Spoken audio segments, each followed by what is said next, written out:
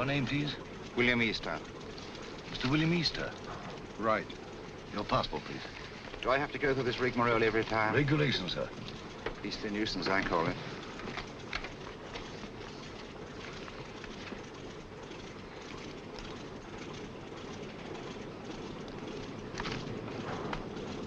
You'll receive your American visa in Lisbon. Will there be time? Definitely. We seem to have cut our time pretty close, Sir Henry. Have you a word, Sir Henry? Do you wish to make any comments, sir? Sir Henry, what is your destination, New York or Washington? I'm sorry, I have nothing to say. Sir Henry Marchmont, official business. Oh, Sir Henry Marchmont. Sir Henry, Joe? Good luck, Sir Henry. Thanks, I may need it. Shall I take your case, sir? Definitely not. Sir Henry, don't mind. Sorry, gentlemen. I see. You think the old boy carried the fate of the Empire in that little black case? Perhaps he does. Time's up, boys. Roll it away. Lively now. Hey, just a moment. You're shy of one passenger. Hold on. Wait a bit. Wait, I say. I've got Patsy. Yes, all right. Your name, sir? Grayson's the name. John Grayson, senior clerk, Paro, Nash and Paro, solicitors, Chancery Lane. You've got it all there. Everything quite regular. Sorry to delay you. Missed the bus. Had to take a taxi. Fearful nuisance. Yes, sir. Hop aboard, will you? We're late now. Thanks. Thanks awfully. Sorry to delay. Thanks awfully. Right-ho, boys. Roll it away. Excuse me, sir. Awfully sorry. Quite all right. No sense of balance. None whatever. Thanks. Clumsy of me. No sense of balance. That's what it is. Effect of the inner ear, I fancy.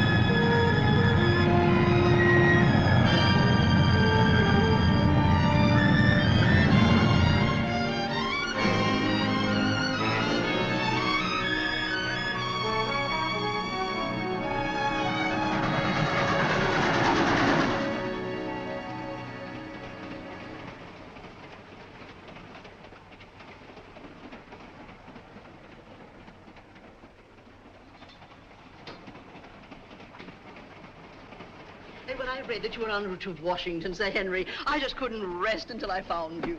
Now, Julian, when can you dine with us? Very kind, Mrs. Jellison. I'll put you first on my unofficial list. Oh, I have a much better idea. You must let me put you up during your stay. Thanks very much, Washington but- is so crowded. I'll put you in the blue room. Come in.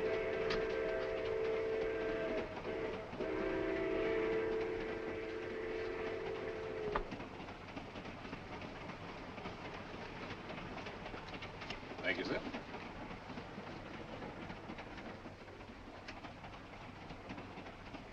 But if Sir Henry isn't the one, who is? I don't know. But the head received a cable from London tipping him off. It's up to us to find the real British agent before this train reaches Washington. Yeah. Whoever's got the document will be protected there. If Sir Henry isn't carrying it, I've got it. Besides Sir Henry and myself, only one man's come all the way from London. A chap called Grayson, John Grayson. Well, then Grayson's our man. Grayson's carrying the document, while Sir Henry's being used as a decoy. It's so old, it's new. When Grayson leaves the club car and goes to get his luggage, that's our cue. We know what to do, Easter. Good. That's Grayson standing at the bar. The little fella.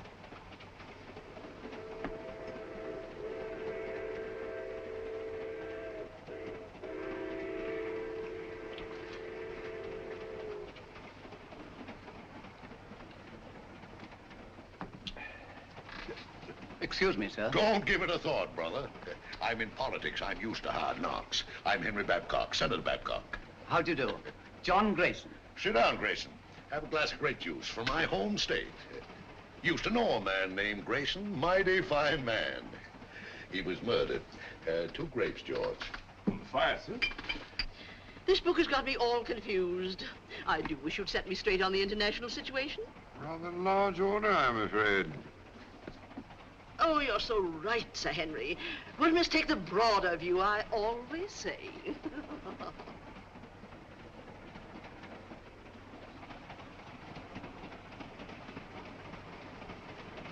Another grape juice, Grayson. You can't have too many vitamins, I always say. Thanks, Senator. But if you don't mind, I'll have a whiskey and soda. Why, sure. George, bring him over, will you? Yes. Let's get a chair. I was built for comfort.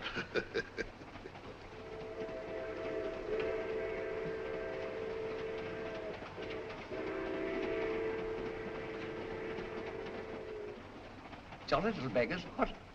Kept so myself as a lad, till Mother got a cat. Shh.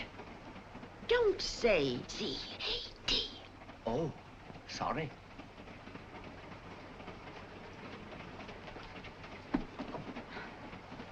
Permit me, ma'am. Oh, thank you. Very kind, I'm sure. Pardon me, sir. Here we are. Porter, Yes, sir? are we on time? Yes, sir. Be in Washington in 20 minutes.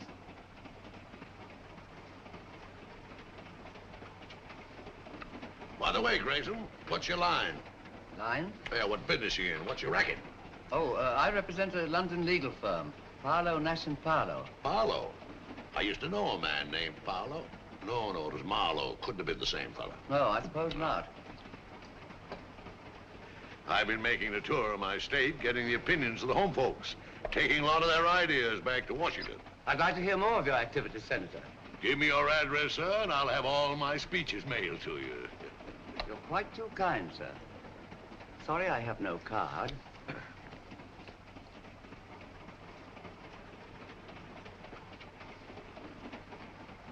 Oh, Porter. Yes, miss? Permit me.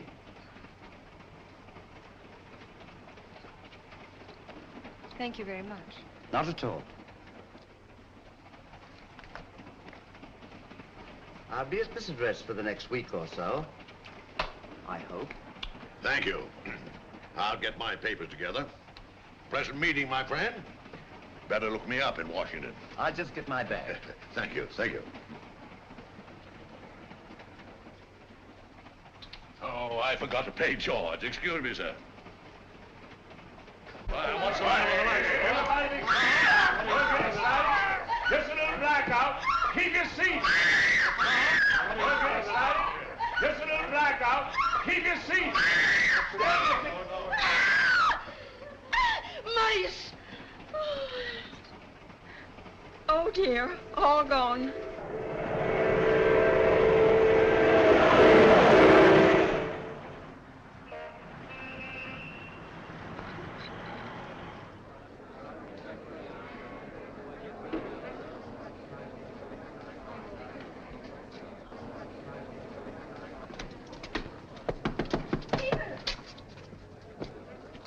Peter. Nancy, darling. I didn't dream you'd be able to Good boy, meet me. George. I got leave. Oh, darling, that's wonderful. Just 3 days. Oh, that's awful. We haven't a second to lose. First thing I did As I was saying, Sir Henry. was get this. Oh, honey. This finger. Well, I haven't had much experience. Look, day after tomorrow, your aunt's giving us a reception. Until then, you and I are going to be a couple of busy people. Oh, I beg your pardon.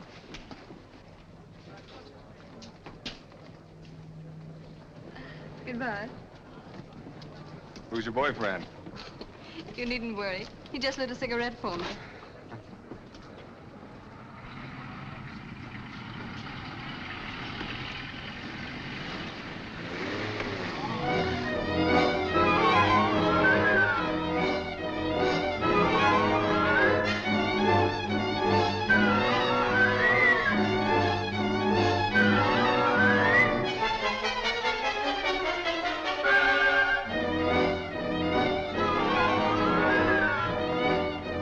the BBC News Bureau, broadcasting from London. At this time, we present our regular morning summary of the news. A British subject has disappeared under curious circumstances. John Grayson, senior clerk in the firm of Parlow, Nash and Parlow, solicitors, Chancery Lane, has not arrived at his firm's representatives in Washington. Foul play is suspected. Deplorable, simply deplorable. It's the sort of thing that shakes your faith, by Jove. I say, Holmes, shakes your faith in everything. You alarm me, Watson. I've never seen you affected by the news, however startling. Startling, my dear fellow, it's devastating. Seen the scores? The Navy got 428 for 6 wickets against the Army at Lord's. May I draw your attention to the fact that really momentous things are happening in the world today? I know all about that. I'll get to them later on. Excuse me. Mind my egg, Oldbean. Oh, I'm sorry. With your consuming interest in the game, I'm surprised that you've changed your mind about running up to Lord's cricket ground this afternoon. It can't be helped. I had to put it off. How did you know I changed my mind? Elementary, my dear Watson. Invariably, when you go to a cricket match, you fill your flask with my best whiskey. Just now I noted in passing that the flask was empty. A single whiff informed me that it had been recently filled. Obviously, after filling it, you would pour the contents back into the bottle. Therefore, you had changed your mind about a cricket match. You amaze me, Holmes. You positively amaze me. Come in, Mrs. Hudson. Oh, excuse me, Mr. Holmes. There's a gentleman, and he's very insistent. Well, I do declare he followed me right up the stairs. Didn't I ask you to wait? My good woman, you may ask me to wait, but not the British Empire. Mr. Holmes, I must talk to you immediately. How are you, Mr. Arons? That will be all now, thank you, Mrs. Hudson. My good woman, indeed. Arons? I seem to know that name. Don't tell me, my dear Watson, that you don't recognize Mr. Arons at the Home Office. Oh, yes, of course. I knew you the moment you came in. How are you, Arons? How do you do? Do you see what the Navy did to the Army at Lord's yesterday? All right, Watson, go on with your breakfast. Bad show. 428, 6 wickets. Mr. Holmes, I'm here on a matter of the utmost secrecy. Now, I assure you, Mr. Arons, that Dr. Watson is the very soul of discretion. Won't you sit down? By the way, Watson, please be so good as to keep tapping on the table with your knife. Tapping on the table, yes. It will break the wavelengths if by any chance there's a dictograph in the walls. Oh, really? Cigarette? No, thank you. You can stop now, Watson. Well, Mr. Arons, I take it you've called on me in connection with the kidnapping of John Grayson in America last night. Yes. Yes, exactly. Grayson was carrying a document of a very confidential nature. Indeed. Its contents are of such great international importance that I am not at liberty to reveal them. But if that document falls into the hands of the enemy, I can only say it will be absolutely disastrous for this government and our allies. For that reason, we did not wish to transport it to Washington in the usual way. So a regular King's messenger, Sir Henry Marchmont, was dispatched. Not carrying the document, of course. That's right. Sir Henry was a sort of... sort of red herring, shall we say? Precisely. Mm-hmm. The document was actually entrusted to a reliable but insignificant man in our Secret Service. On his arrival in Washington, he was to make himself known to Sir Henry and deliver the document. Now, not even Sir Henry knew that this man, Pettibone, who traveled under the name of John Grayson, was the real messenger. Pettibone? Yes. Alfred Pettibone? Yes. Good man. None better. I've worked with him often. I hope you may be able to work with him again. But he's completely disappeared. He's vanished, gone, without leaving a trace. I can see the possibility of serious ramifications in his disappearance. Exactly.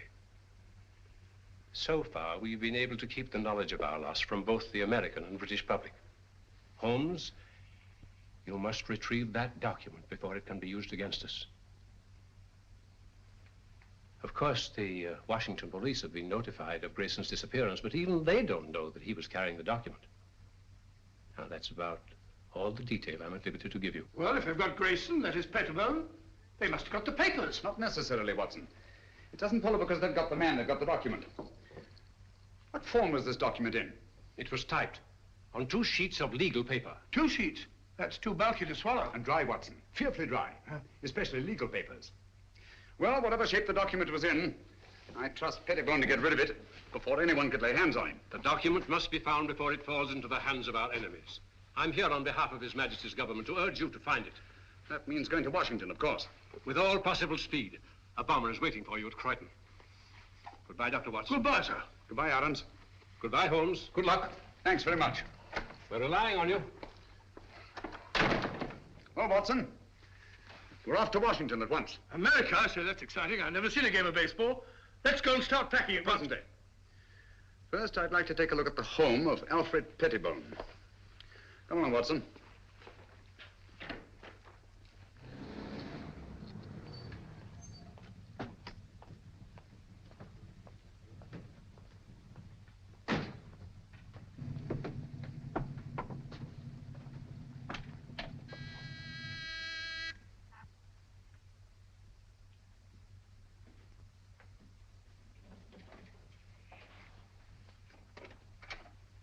Why, Dr. Watson, what a surprise.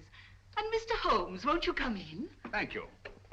I'm frightfully sorry, but you won't find my son in. He's gone to Washington, some business or other. Poor fellow, I'm afraid that he'll never get used to the climate over there. Would you mind if we looked over your son's room? Why, of course. It's upstairs. Thank you. Some friends tell me it's very, very muggy, very sticky. I had a letter from Philadelphia the other day. Find his room in a dreadful pickle, Mr. Holmes. Quite ripped he is. If I as much as put my nose inside, as if I cared anything about his silly old collection.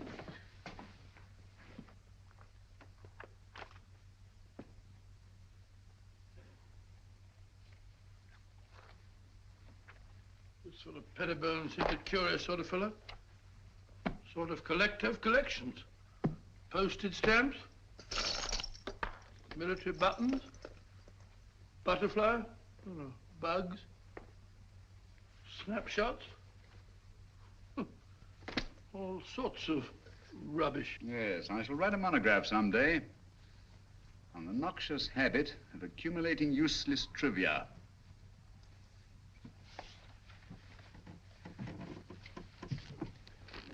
Please be so good as to stop pacing, Watson. You distract me. All right, all right.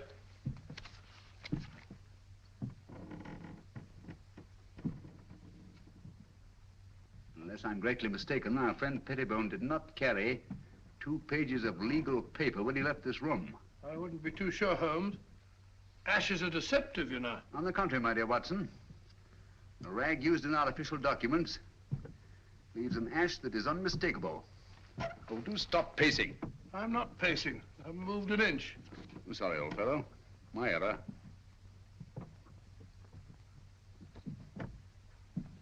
Must be Mrs. Pettibone. Heavy woman, light on her feet. Doesn't follow. Our friend seems to be quite a camera enthusiast. What's this? Cook F1.5. That's a very fast lens. F3.5. Summer. Copying setup. American match folders. That's right. USA. Now, why would Pettibone want American match folders in his work? And a microscope. Most interesting. Oh, what's this? Watson, this microscope was last used for examining microfilm. I'm beginning to see the pattern. Stop now. Did you know that the letters of our soldiers overseas are being photographed on microfilm so that one carrier pigeon can carry the equivalent of 18,000 letters? Oh, really? We had a carrier pigeon in the last war. Back in 1915, belonging to the Brigade Signal Corps. Did you? Yeah, the poor bird kept flying round and round in circles all day long. Found out later on that it was cross-eyed. Tragic thing. Huh? Perfectly true. Where are you going? Huh? Oh, dark room, huh? This is what I was looking for. Huh? This projector magnifies tremendously anything placed on the slide, like this piece of microfilm. Understand? I can't say I do exactly now. Wait a minute. I'll show you what he's photographed.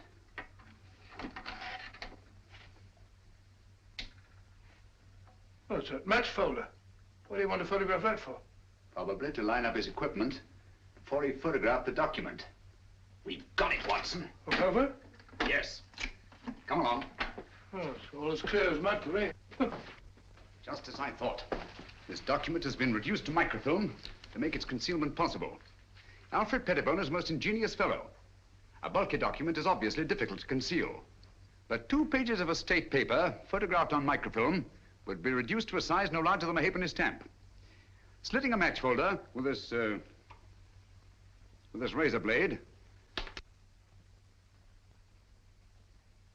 Pettibone placed the now minute document inside, stuck it together again, and there he had it. An American match folder, rare in London, but completely inconspicuous in the United States. Do you mean to say we're off to America just to look for a match folder? It's a big country. A big country, Watson. And a small match folder. Come along.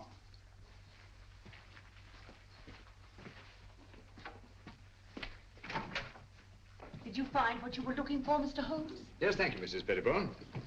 By the by, you haven't been up on the roof in the last 20 minutes, have you? Why, no. What made you think... Well, we distinctly heard footsteps. Nonsense, Watson. It was the house settling. Gracious, yes. Such popping and groaning. We're quite used to it. Thank you. Goodbye, Mr. Holmes. Goodbye, Mrs. Pettibone. Goodbye, Dr. Watson. Goodbye. So sorry you missed Alfred. I'll tell him the minute he gets back. Gets back? Oh, yes, of course. Well, goodbye again, Mrs. Pettibone. Just a minute, Watson.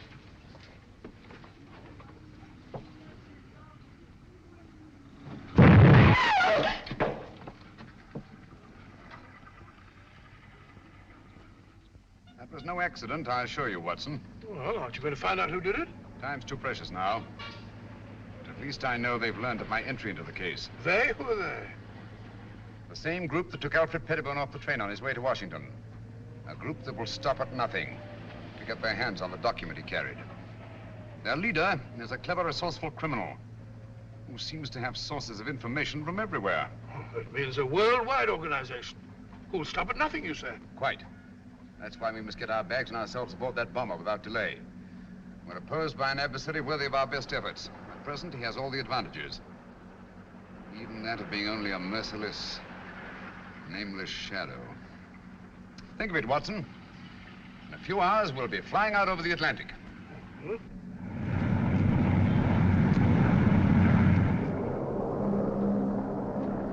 We're flying over New York, sir.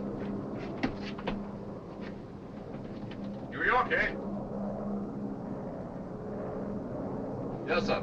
We've been cleared by radio. Non-stop, Washington.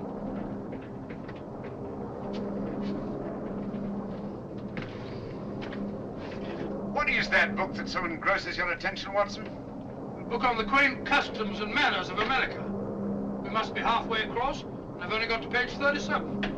For your information, my dear fellow, we are now flying over New York. Flying over New York? Gracious me. What do you think?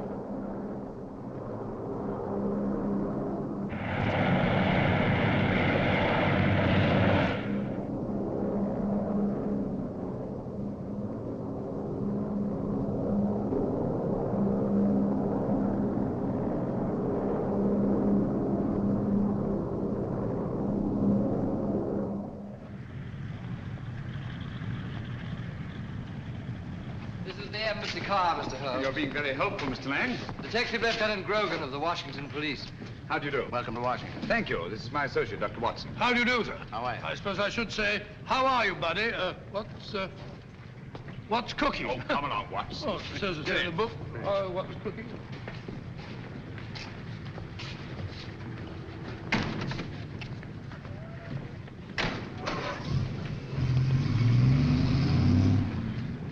Grogan had charge of investigating the Grayson case for the Washington Police.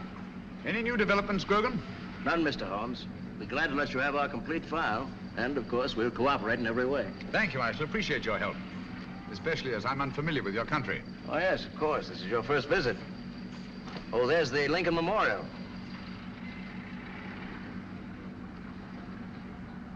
Most impressive. Oh, by the by, Mr. Lang, thank you for your cablegram. I received it just before I left London. Cable? I sent no cable. About our reservations at the Hotel Metropole. Why, no. We thought you'd stay at the embassy, of course. Look at that. Well, since some strange person has taken such an extraordinary interest in my welfare, I think I shall stay at the Hotel Metropole. Oh, Mr. Holmes, there's the Washington Monument. There's the Capitol, Mr. Holmes.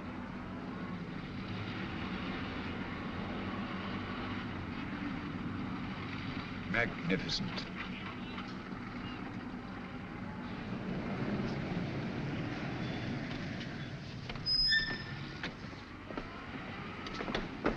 We're expecting you, Mr. Holmes. Thank you. I questioned everybody known to have been in that club car, as a matter of course. Sir Henry Marchmont confirms that Grayson had contact only with the people on this list. Now, he had a drink with Senator Babcock, and he chatted with a Miss Pringle about some mice she had in the cage, and he picked up a book dropped by Mrs. Jellison. Not very much to go on. How many of these people have been attacked already? I've heard about your deductions, Mr. Holmes. Well, Senator Babcock was held up on his way from the station, with nothing taken. And Mrs. Jellison's home was ransacked that night. And she found the book that she carried from the train literally torn to bits. That's right. Miss Pringle? Well, Miss Pringle says someone released the mice from the cage during the night sometime, and she found the cage torn apart. What happened to the mice, I wonder? An intriguing line of thought, Watson, but not essential to the case. Mm-hmm. Apparently, Grogan, they're still looking for the document. I'd very much like to have a look at that club car. Well, that'll be easy. I have the car held in a siding in the railroad yards. Good. But we've searched the car thoroughly, Mr. Holmes. We couldn't find a thing. Well...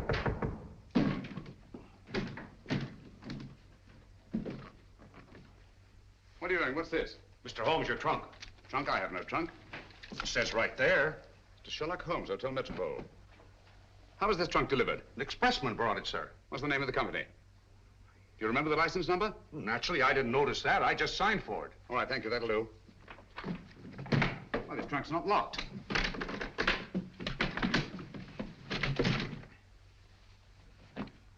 Great Scott.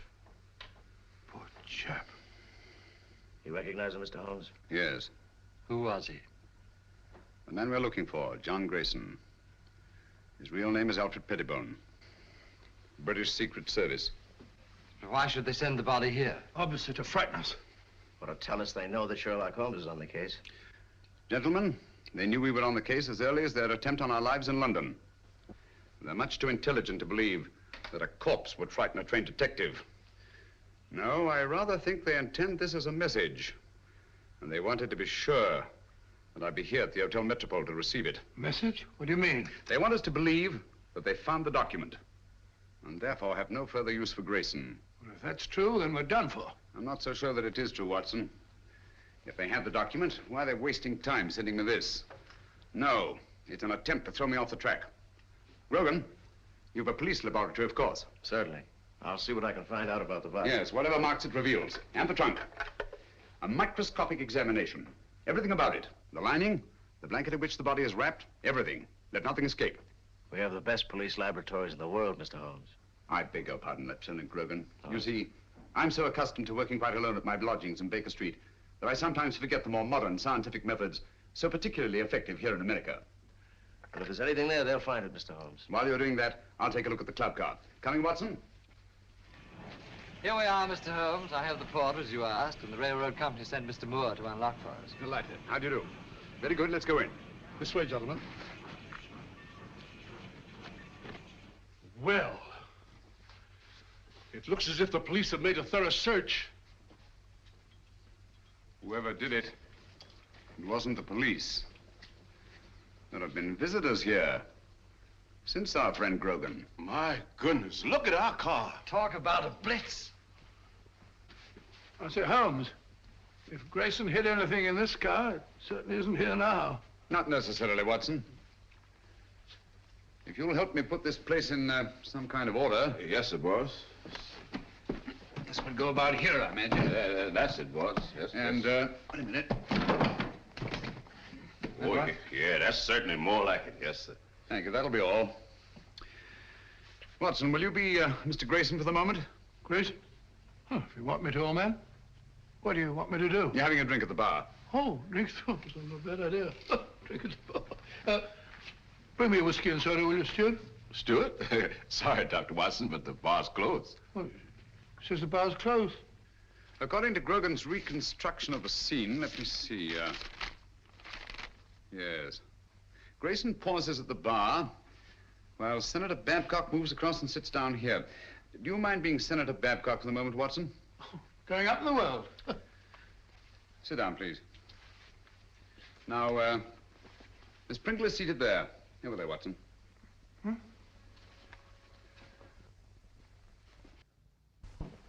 Now, Miss Pringle. That's right, the mouse woman. Oh, the mouse woman. Watson, over here, please. No, not there. Not there. That's Senator Babcock. Oh, pardon me, Senator. Sit down, please. Now you're Mrs. Jellison. Oh, excuse me, Mr. Holmes. He ain't Mrs. Jellison. He's the young lady. What? Sir Henry Marchmont was sitting right here, and Miss Jellison was right here. She's a sort of a big, fat lady. What did Grayson do that attracted your attention so particularly to Mrs. Jellison? The little man, he retrieved her book. And the young lady sitting here, didn't she converse with the little man? No, sir. That young lady didn't have no converse with no one. When the little man lit her cigarette, she ran back and said, "Thank you very much." But you have matches here for your customers. Oh, yes, she called me, and I saw a cigarette, and I knew she wanted a match. And Grayson used one of his own matches? Dog it. Oh, yes, he took a folder from his coat pocket. Did he put the match folder back in his pocket, or did he give it to the young lady? I don't remember. I was fairly busy. Try to remember. Oh, if I should try to doomsday, I couldn't rightly say just what happened to that match folder. Oh, yes. I remember just one important thing. What? When the little man lit her cigarette, he said something very peculiar. What was it? He said, "Permit me." Oh. Well, gentlemen, I'm extremely grateful to all of you. That's all we can do for the present, I think. Since the place was torn to bits after the murder of Grayson, and the attacks on Senator Babcock, Mrs. Jellison, and Miss Pringle, I'm convinced that the document left the club car long before these events. But how? By whom? And who was the mysterious young lady whose cigarette Grayson lighted? Did anyone meet the young lady? He sure did. He? Who was he? Tall, handsome, in a uniform. I see. I suppose you wouldn't remember what kind of uniform. I certainly would. Lieutenant, Navy flyer. My boy's in the Army. He's gonna be a flyer, too. Splendid. Did you happen to hear them say anything? Oh, I didn't happen. I just couldn't help hearing it. Mm-hmm. Well, what did they say? Oh, yes, he said he had 3-day leave. He had to move fast before the big part her aunt was giving him. Then, too, he put a ring on her finger, and they both looked mighty happy. Mm-hmm. Just the way you're looking right now. And the way I'm looking myself. Come on, Watson. That's the girl. I told the head I could swear to it. Is the address there? All there. Right in our laps. And also right in the lap of Sherlock Holmes. That's the least of our worries. The head could handle 10 like Holmes. I hope so. But don't underrate that Englishman. I have several friends who did. They now grace some of the best prisons in England.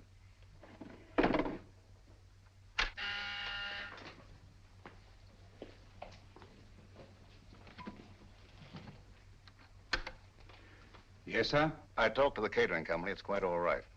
They could hardly refuse me. It's the Acton Company.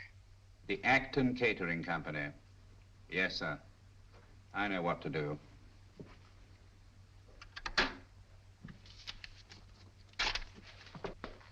Hop over there. You're going to work for the catering company. Right. When you get in the house, find out all you can. Katie. Yes? You're to go as a guest. Will it be safe? It'll have to be. I'll try and get in the girls' room. Unless you hear from me, carry on as we planned. Flash Gordon. Seems a very capable fellow. Sports pages. These Brooklyn fellows seem to be arguing with the umpire. Story thing. What are you eating, Watson? Gum? Oh. Put it away.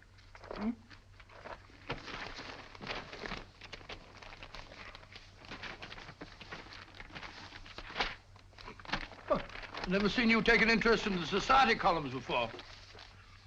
It's a concern I'll drop at once, I assure you, Watson. You found what you're looking for?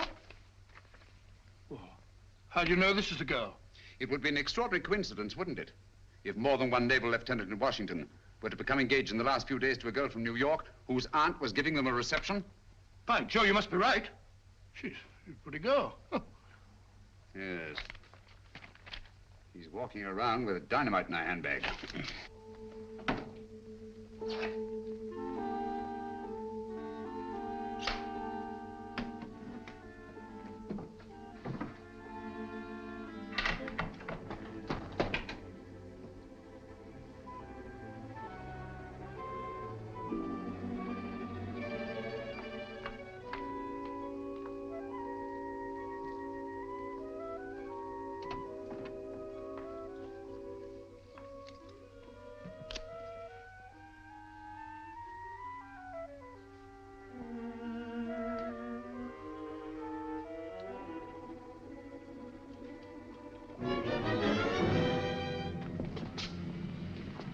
625 Wardlaw Place.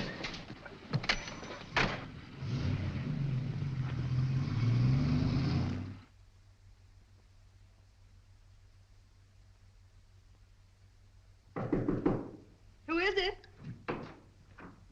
Me, Pete. You can't come up here. I did, though. One get you two. That party's gonna be awfully dull after this. Let's not go. Let's go away and get married. You've only got one more day. That's an idea. No, we can't do that to Annie. I'll tell you. Let's sneak a look at the new apartment.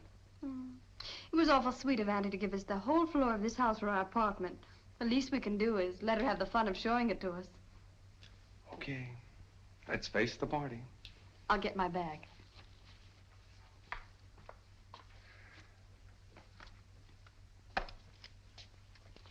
Thank you. Oh, no, you don't. That's the way I got them.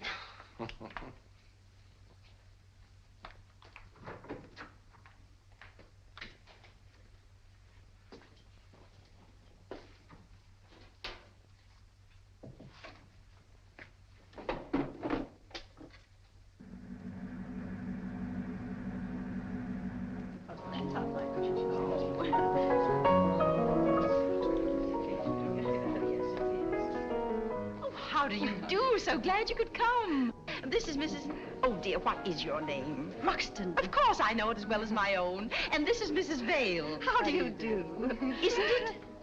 Quite. Oh, of course. Welcome. Not yet. That must be Lieutenant Merriam with Miss Partridge over there. Certainly glad to hear the news, Pete. Congratulations. Well, thank you, Major. Thank you. You're a lucky guy, Pete. I'll see you later. 3rd floor, 1st door. Right. I'll wait there. You bring him up. Thank you, sir. A toast to the happy couple. A toast. Very good. Happy landings. May I have one of those? Certainly. Me too. Thank you. I'll have one.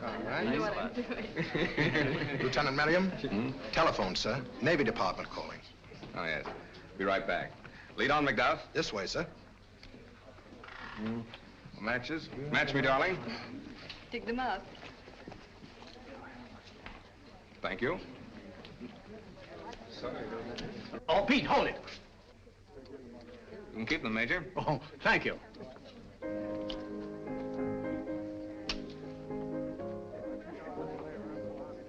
Thank you. Not for me, thank you. No, thank you. Why up here? They said it was private. There's a phone in here, sir. Hey, it's my new apartment. Miss Partridge didn't want me to see it till after it was finished. Here you are, sir. Quite a smell of paint, sir. In here, sir. Thank you.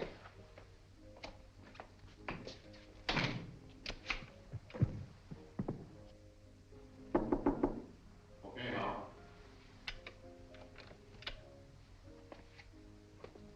We should get some action, Sir Henry, with Sherlock Holmes in Washington. Yes. I don't mind telling you I'd give anything to get my hands on that document. Yes, I know.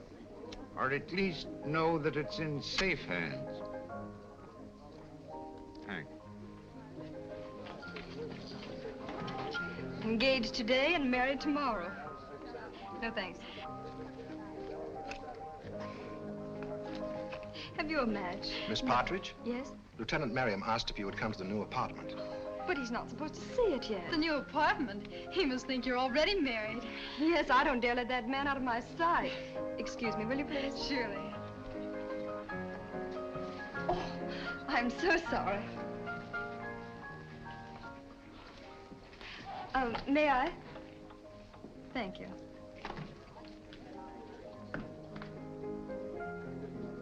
This way, please. Oh, I know the way, thank you.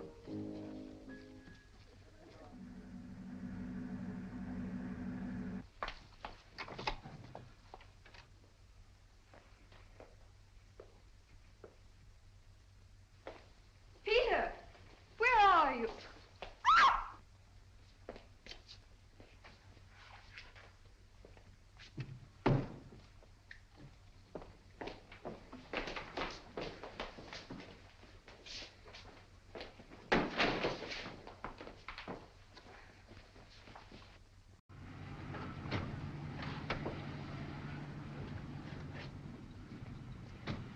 Well, here we are, Grogan. Good connection.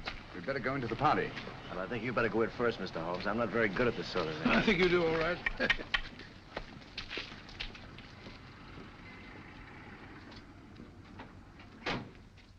The only possible explanation. Mrs. Partridge, forgive my intruding, but is your niece the kind of girl who would just disappear in this manner of her own free will? Well, ordinarily, of course not. But the girl's in love. In love? Well, of course, if they're in love, that's... Even so, they'd naturally tell you of their destination. Really, I've no idea. Oh, but they'll be back here again tomorrow. You see, I prepared an apartment for them. An entire floor in this house. By the by, Mrs. Partridge, I gather the rug you ordered for the apartment was not entirely satisfactory. Oh, those tiresome workmen. I told them not to come in here this afternoon, but they did. And walked out with the rug, which they no doubt informed you had been sent by mistake and would be replaced tomorrow. Yes, but however did you know that? Show me the apartment. Yes, there were two rugs there. One for the living room and one for the dining room. All your workmen wear rubber-soled shoes, do they not? Oh, but yes, always. Their company requires them to. Nevertheless, there have been leather heels on this floor. And a woman's heels. Very recently, I should say. Not yours, Mrs. Partridge. But recently enough, so that no dust has had time to settle in the imprints. Stay over there, please.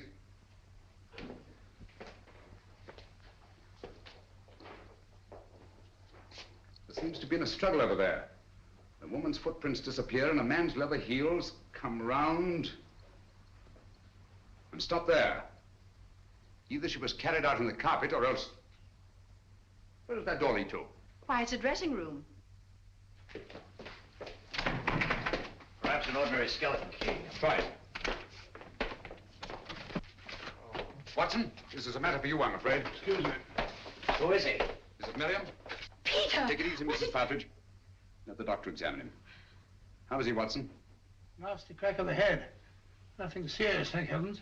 Is there somewhere where you can lie down? Of course. Poor Peter. Take him to my room. Yeah, son, put your arm around my neck. That's the don't you. Mr. Holmes, you must find Nancy. Quite. Poor Peter. Girl disappeared right from under our noses. It's unbelievable. I better try to trace that truck. That won't lead us anywhere. Our antagonist is too clever for that. But the girl must be found immediately. You're sure the police chemists found nothing definite in their examination of the trunk? Not one thing pertinent to the case. What about Grayson's body and the blanket it was wrapped in? Nothing. Every object connected with this case has some kind of story to tell. Do you think they'd mind if... The laboratory is completely at your disposal, Mr. Thank you. Dr. Watson and I will go there at once. The usual findings on the trunk, Mr. Holmes. Bought in Washington, been banged about a good deal. All labels removed. And the body? No marks of any kind. Very well. If you need me, call. Thank you.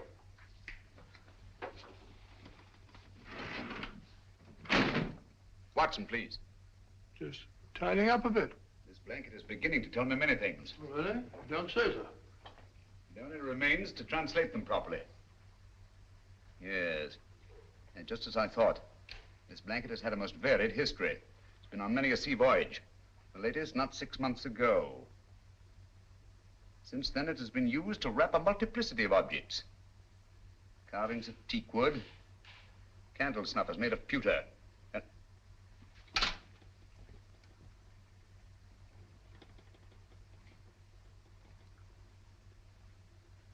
furniture. Furniture? Yes. Teak wood leaves an unmistakable stain. Pewter rubs off easily. And there are evidences of wax drippings. But what particularly concerns us, Watson, is the furniture. Most likely a chair. Louis the 15th. In yellow and maroon satin.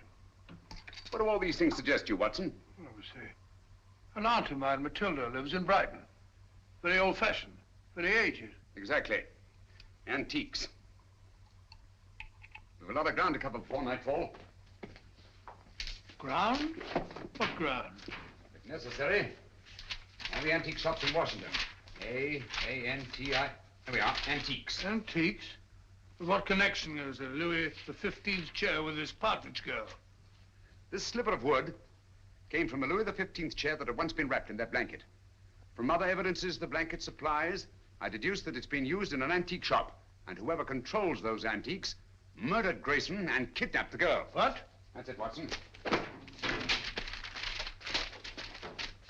Come along. Before the girl's kidnapper becomes her murderer.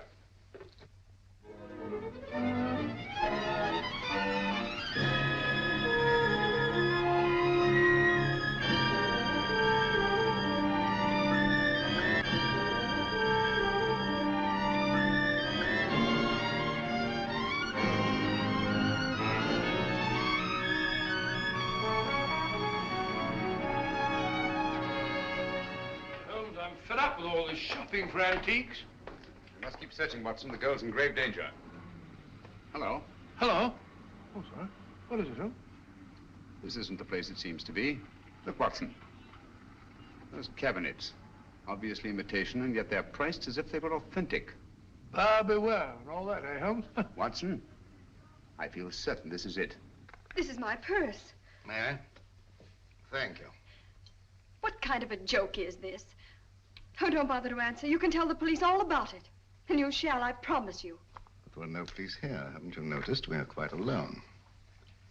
I sent for you to ask you a few questions. You always send a rug for your guests. It was a very nice rug, Miss Partridge. It's not my idea of a method of transportation. No, I'm sorry about that, but I'm afraid it was unavoidable. But why? You've no right to bring me here like this. I've always found it wise to take what rights I can get. Miss Partridge, you have a document which I must have. Document? I have no document. It won't do you any good to deny it. But I do deny it. I don't know what you're talking about. You'll remain a prisoner until you produce it. How can I produce it when I haven't got it? But you have. It was observed that on the train you had contact with a little British agent named Grayson. He gave you something. Where is it? But I hardly even noticed the man. I wouldn't even have remembered him if I hadn't seen his picture in the paper. He disappeared or something. He's dead, Miss Partridge. Oh. Now will you tell me what I want to know? But I can't. You won't? I can't, I tell you. Let me out of here. He gave me nothing. That's strange, because I know he spoke to you. There's something very curious about that door up there. To open it, you'd have to know the combination. But I tell you, I spoke to no one on that train. Now, didn't the little man try to be attentive to you? Oh, he may have offered the usual courtesies. I don't even remember. I see. I'm sorry. Aren't you spoke one of these? Thank you. And you're quite sure he said nothing at all to you? Of course I'm sure. Permit me.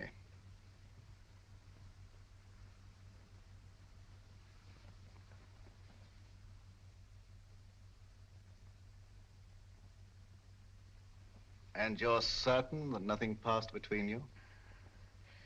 I'm certain. Mr. Howe, please. I must ask you to trust me with your bag a little longer. I have an eccentric interest in the linings of purses. It's a foible. You know Mr. Howe, I believe. Mr. Howe is a gentleman of unusual accomplishments. Under his influence, I've known people talk fluently who never talked before. But I don't know anything, I tell you. Nothing. Nothing, I swear it. I don't know anything.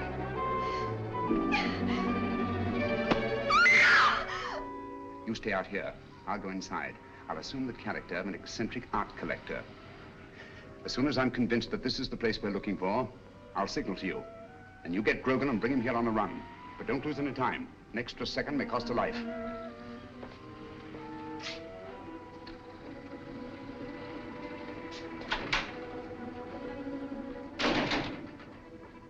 No, madam, I don't know who she is. But notice the modeling. It has good symmetry, good lines. Oh, I'll be right with you, sir. No, thank you. I'll just take a look around.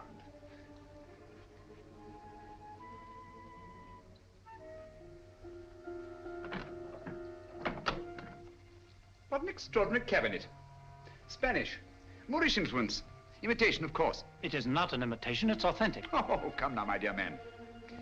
Ah, may I see some of these ceramics? Those aren't for sale. They're Ming vases mostly, and they haven't been marked yet. Well, that's really a very little consequence. You see, if they're genuine, I can tell to within a shilling what the international price might be. If you please, sir, there are other customers. Oh, yes, of course. Well, I'll just look around. Ah, what a very interesting collection of pewter.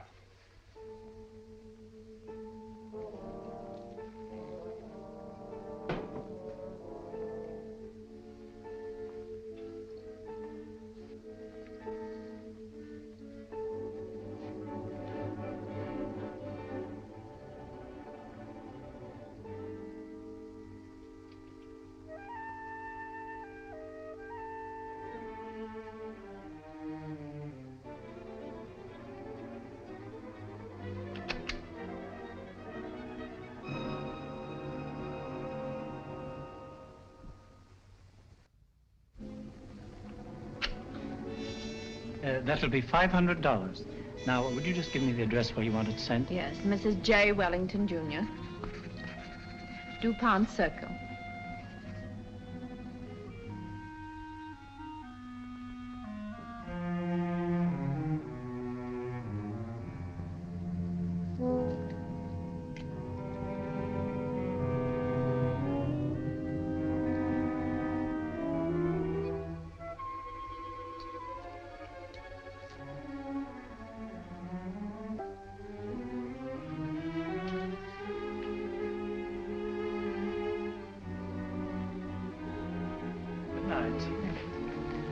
Good night. I'll have it sent out in the morning. Oh, dear. I'm most terribly sorry. You've broken one of our best pieces, sir. Ming Dynasty. Tang Dynasty, not Ming. Definitely not Ming. It is my business to know, sir. The pottery is Ming and worth $2,300. As we're closing for the evening, I must ask you to settle at once. Oh, nonsense, my good man. Tang pottery is worth $600 at best. Just a moment, please. Yes, of course. Hello? What's going on up there? A customer dropped a valuable piece of pottery. I'll finish with him immediately. How can you say that it's Ming? 2,300 fiddlesticks. You asked $2,300 for something that's worth no more than $600. I demand to see the proprietor. Now, wait There a are minute, bureaus for the protection of innocent customers. Show me to the owner of this establishment, or I'll turn the entire affair over to my legal representative. Ming, indeed. Just a What minute. chicanery, what skullduggery. I mean to put an end to it this very night. Ming for Tang, indeed. And I won't be put off. Call the proprietor immediately. Very well. Just a minute. Yes? This man's mad. An eccentric collector. I can't get rid of him. Insists on seeing you in person. All right, stall him for half a minute, then send him into my office. I'll get rid of him and quickly. Oh, how? No screams till the customer's gone.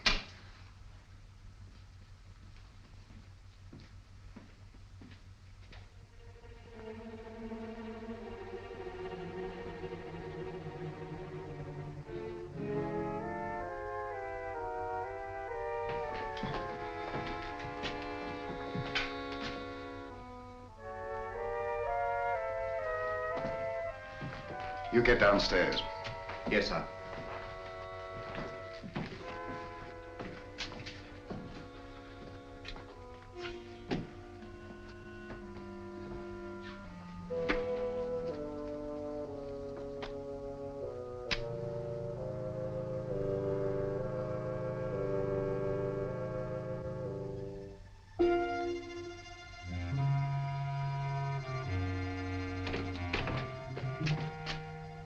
I'm most frightfully sorry. I'm most frightfully sorry about the vase, but really, sir, your clerk is guilty of attempting the most obvious fraud. You see, he tried to convince me that I'd broken a Ming pottery when anyone could see that it belonged to the Tang era. Its value is no more than $600. All right, you pay me the 600. We'll call the matter settled. Oh, thank you very much, sir. Thank you. I'll send you my check in the morning. I see you know the London value of these pieces. It's my business. Exactly. Yes, exactly. You know, I think you're just the man to help me find some furniture I'm anxious to get. I'm most frightfully bored with the usual conglomeration of pieces that we can pick up on the other side. What do you really want, Mr. Sherlock Holmes? Herr Heinrich Henkel, or as you now call yourself, Mr. Richard Stanley. In 1914, secret agent of the German Kaiser. Since then, head of the most insidious international spy ring that ever existed. You're wrong. A case of mistaken identity. I've been a respected member of this community for a great many years.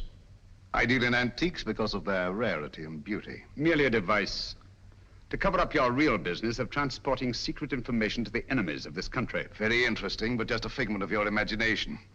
I'm a very busy man, Mr. Sherlock Holmes. Where is Nancy Partridge? You're not looking for that girl. You're looking for a certain document. Oh, dear me, no. The document's perfectly safe.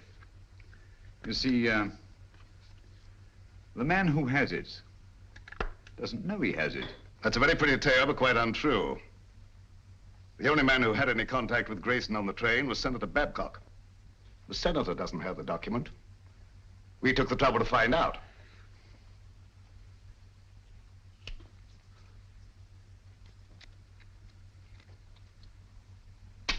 Permit me.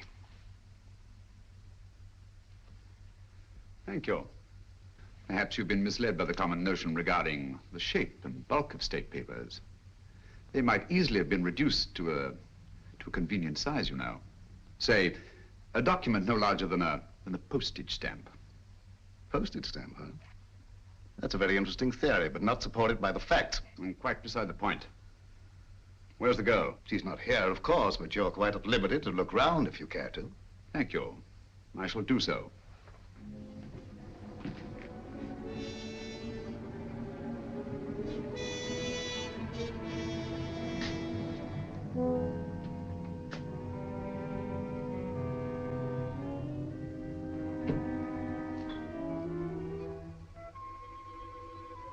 Interesting piece. Spanish, isn't it? Moorish. Oh, my error. It's an amazing specimen. I assure you won't find what you're looking for there. You stimulate my curiosity.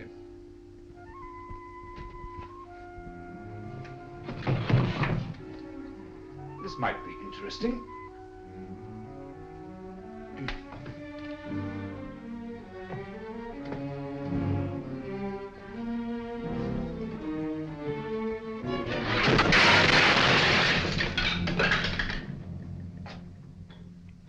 Were an incredibly inventive people, weren't they? Yes, it was in shocking condition when I got hold of it. But I had it restored. It's very lively now, but old-fashioned. If that's the best you can do, Mr. Stanley, I think I may safely examine the rest of the room. Now help yourself. Thank you. Take your hand away from that drawer. Mr. Holmes, you didn't think I was going to draw a weapon. I never touched the things. How odd to find you squeamish.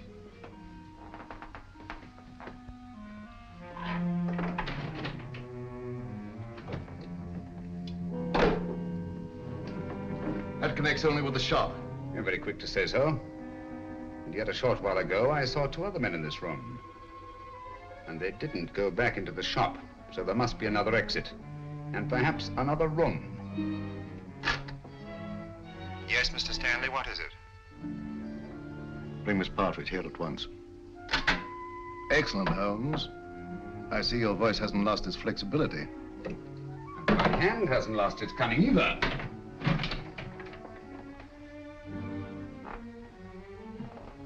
When they come here, tell them to leave the girl with you and to clear out. You think I'll do that? Yes, you will. You're playing with lives now, Stanley. Not just the girls. Thousands, millions perhaps.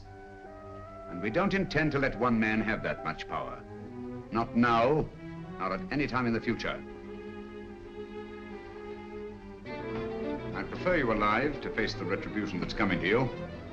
But if I have to do it...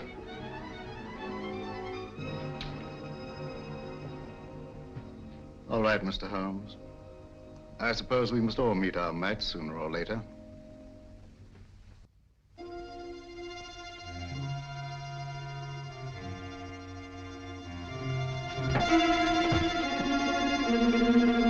That's enough, boys. Take your hands off him. Well, Mr. Holmes?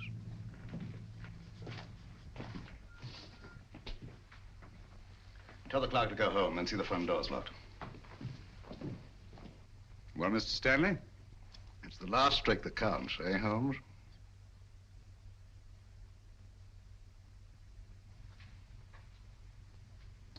I'll remind you of that later.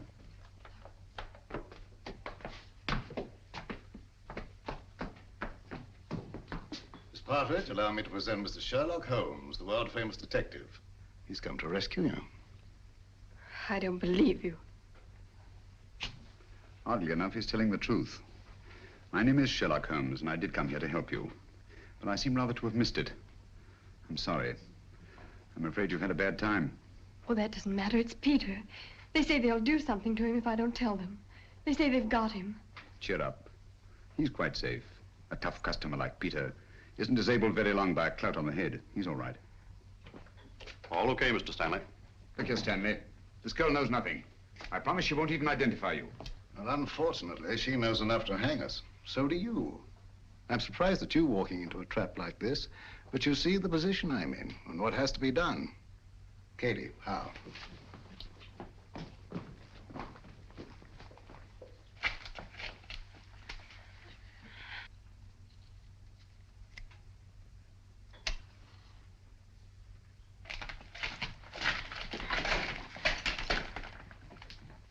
It will give me great pleasure to attend to Mr. Holmes personally.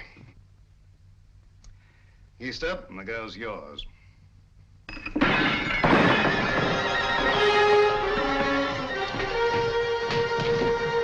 It's the police! Open up, that's the police.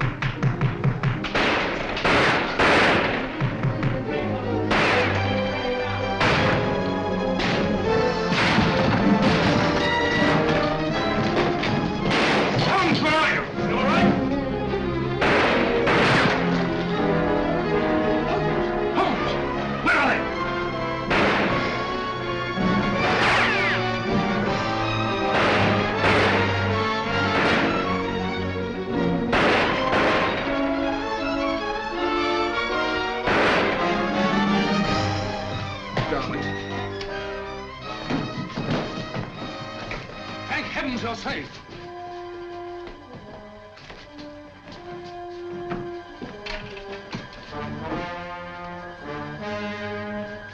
Quick! Stanley's escaped. All right, boys, bring them along. Come on, Lieutenant. Let's go, sir. Send it off his building. Double quick.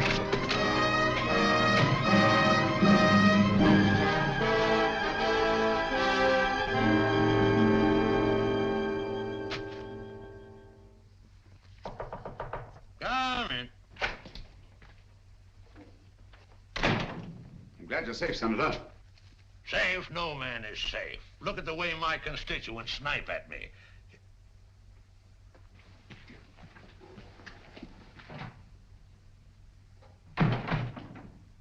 I don't recall seeing your face before, stranger. I don't think we've met. Well, that explains it. My name is Sherlock Holmes. Glad to know you, Holmes. What's on your mind? Senator Babcock, I'm here to inform you of grave peril to your life. Richard Stanley, a dangerous criminal, is now on his way here. Richard Stanley? Why, he's the most respectable citizen of Washington, has been for years. What could Stanley possibly want from me? A document. From under the stamps of a letter given to you by a chap named Grayson. Grayson? Grayson? Used to know a man. Grayson? Why, that's the fellow disappeared. Say, I got that envelope right here in my wallet. Now, what does Stanley think could be under these stamps? A secret document of grave import. Reduced to microfilm and concealed under these very stamps. Thank you very much, Mr. Holmes. That's just what I wanted to know. I might have missed this microfilm if you hadn't led me to it. I seem to have underestimated your capabilities, Mr. Stanley. Yes, Mr. Holmes. Your famous powers of deduction and observation made you very well in Limehouse or Soho. But here in America, I believe you're out of your depth. If so, the verdict of history will be severe indeed. You nervous, Sherlock Holmes? I must confess to a marked irritation. Do you mind if I smoke?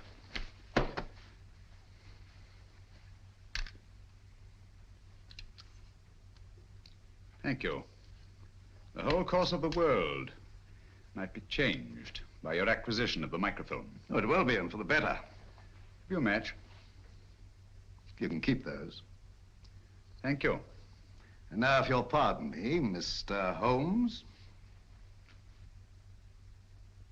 Why don't you do something, Holmes, if that thing's so all-fired important? The English senator. Cricket, old boy, always cool in the crisis. The last trick, eh, Holmes? Yes, the last trick. Say, you're a smart fellow, Holmes. Here's the microfilm, Holmes. Thank you, Senator.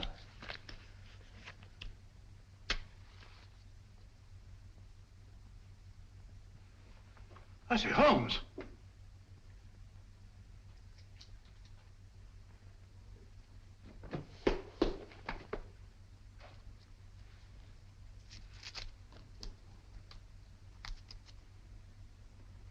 This is the microfilm with the document on it. It'll be in the proper hands within the hour.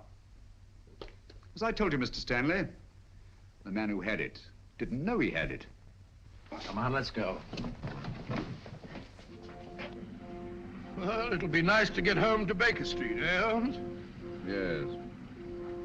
But this is a great country, Watson. It certainly is, my dear fellow. Look, up there ahead. The Capitol. The very heart of this democracy. Democracy? The only hope for the future, eh, Holmes? It's not given to us to peer into the mysteries of the future. But in the days to come, the British and American people will, for their own safety and for the good of all, walk together in majesty, in justice, and in peace. That's magnificent. I quite agree with you. Not with me, with Mr. Winston Churchill. I was quoting from the speech he made not so long ago, in that very building.